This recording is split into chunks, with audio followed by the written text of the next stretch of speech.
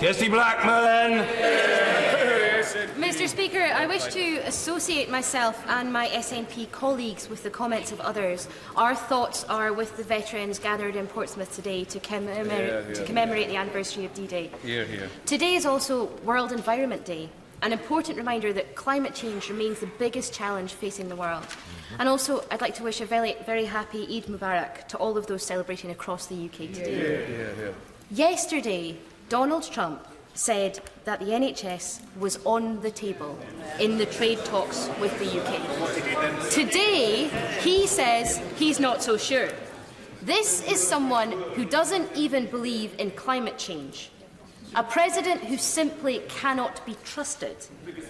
Why, then, is the UK government so obsessed with pursuing a trade deal that puts Scotland's NHS at risk?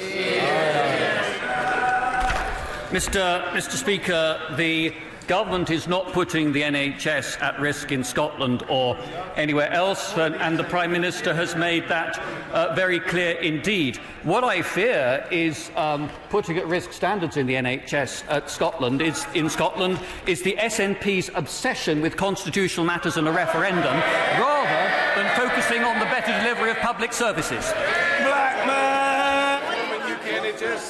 Mr. Speaker, we have the best performing NHS in the UK.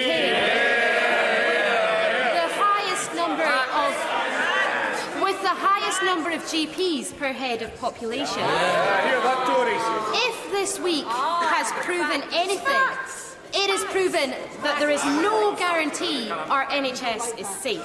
In 2014, Westminster promised Scotland's NHS would be in public hands for as long as the people of Scotland wanted it.